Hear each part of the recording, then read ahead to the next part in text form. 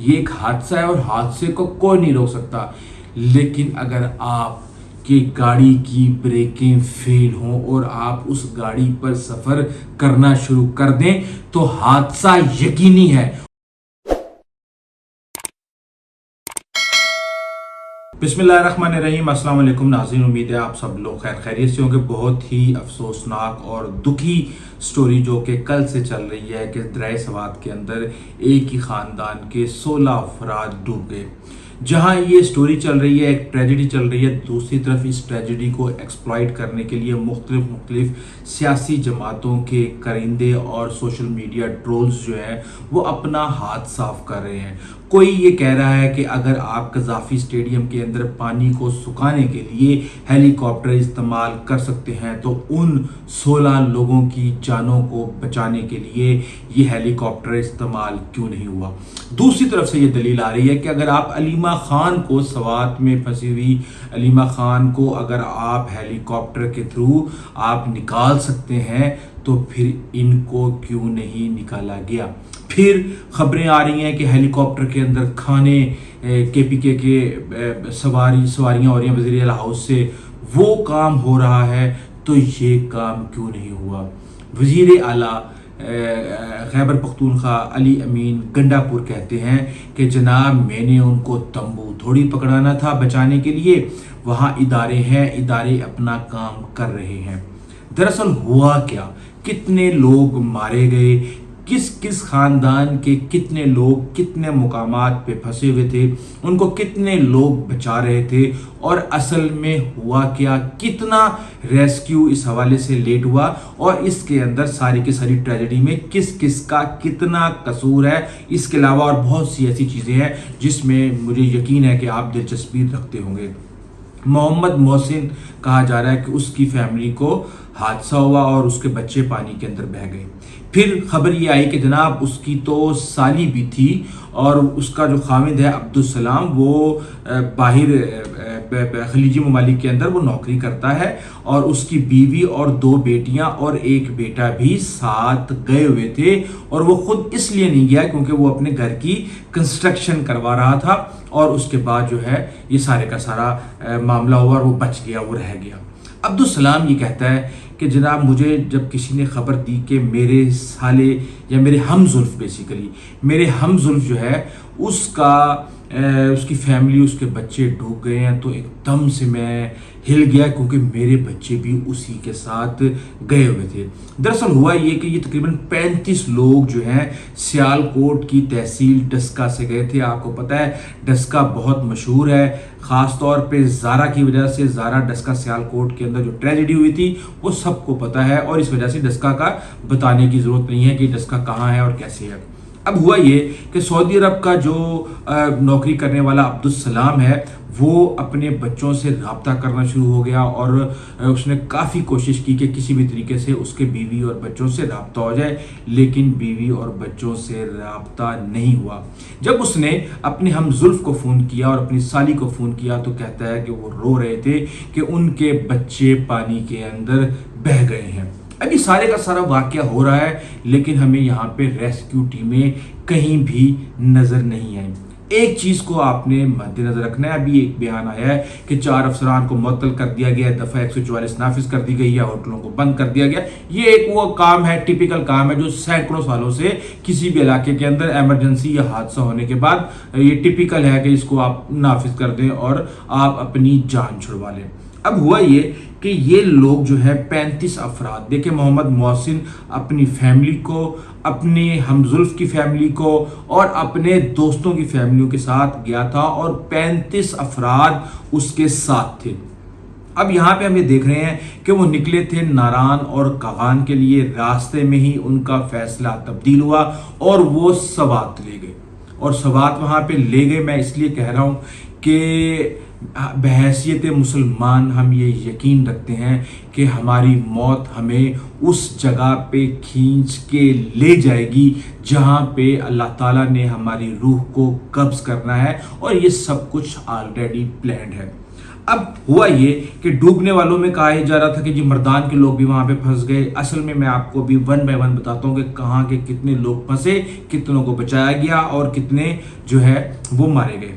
اب جو عبد الرحمان ہے, محمد محسن, جو کہ 35 افراد کو اپنے ساتھ لے کے گیا تھا, ناران کھگان جا رہا تھا لیکن سوات پہنچ گیا. اس کے والد عبد الرحمان یہ کہتے ہیں کہ جناب میری بہو اور 4 بیٹیاں.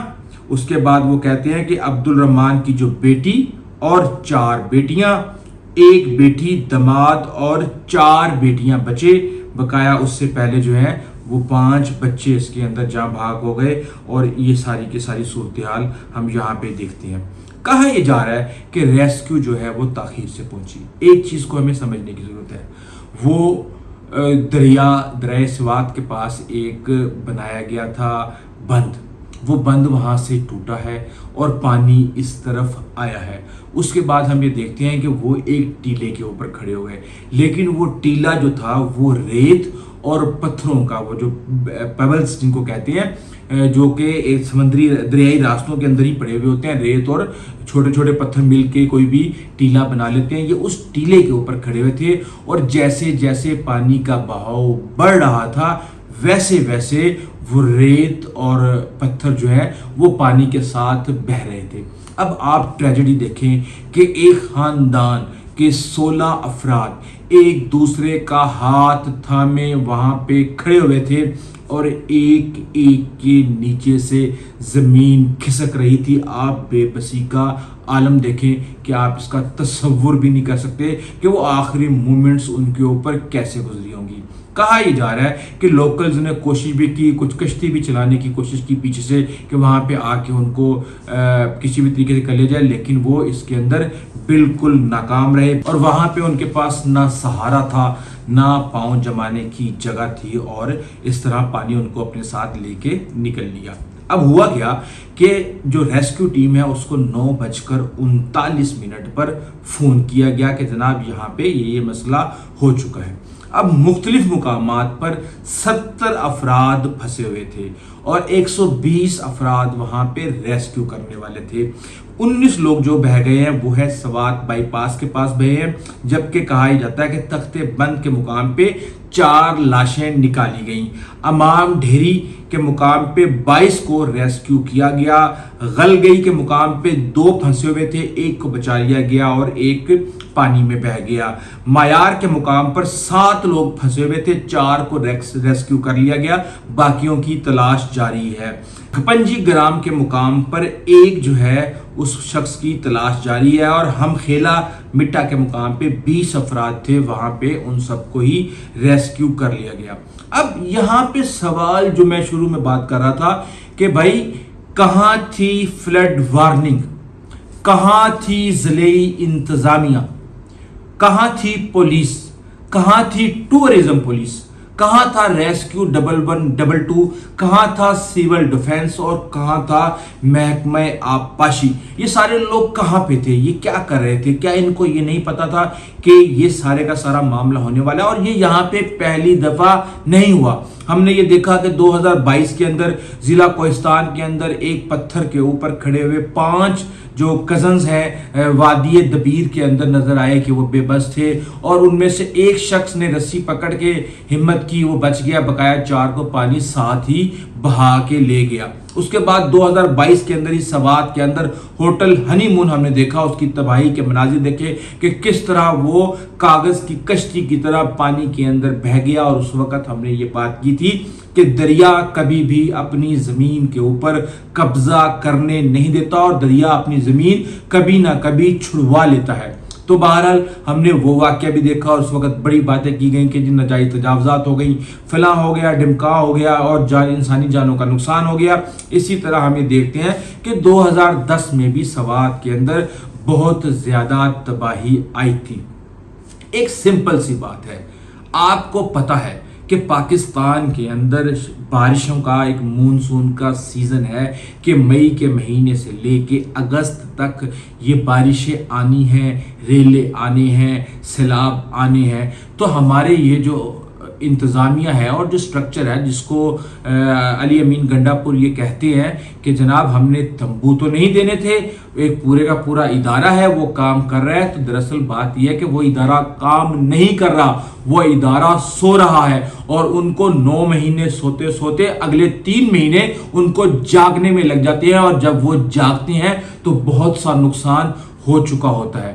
کس کا کام تھا یہ پانی؟ کیا زمین سے نکلا، پہاڑوں سے گرا، کیسے آیا، کیسے وہاں پہ اس مقام تک اتنا زیادہ جب فلڈ وارننگ چل رہی تھی، جب یہ دیکھ رہے تھے کہ اس وقت دریائے سوات بپر چکا ہے، یہاں پہ چھوٹے چھوٹے بند بنائے گئے ہیں، یہ بند ٹوٹ سکتے ہیں، تو وہاں پہ یہ جو میں نے 6-7 آپ کو ادارے بتائے ہیں جس میں فلڈ وارننگ بھی ہے، ضلعی انتظامیہ بھی ہے، پولیس ہے، ٹورزم پولیس ہے، ریسکیو 1122 ہے، سول ڈیفنس ہے اور محکمہ آبپاشی ہے، ان میں سے کسی ایک محکمے نے بھی وہاں پہ موجود ہوٹلوں کو، لوگوں کو، عوام کو، پولیس کو نہیں کہا کہ جا کے بھائی وہاں پہ لوگوں کو اس کے قریب مت آنے دیں ورنہ ان کی جان کو خطرہ ہو سکتا ہے؟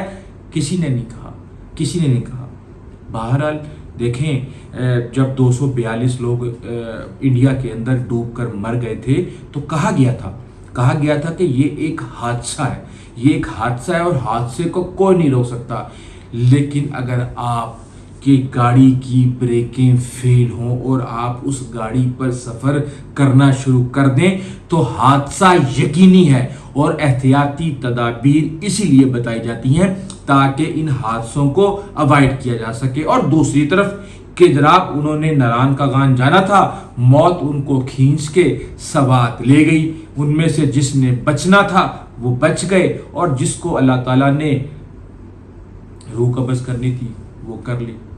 ہزاروں اینگل ہیں اس کے، لیکن افسوس اس بات پہ ہوتا ہے کہ یہ جو سیاسی پارٹیوں کے گدھ ہیں یہ ایسی ٹریجڈی کو بھی اپنی پوزیشن اور اپنے مفاد کے لیے ایکسپلائٹ کرنے کی کوشش کرتے ہیں۔ کیا یہ انسانیت ہے؟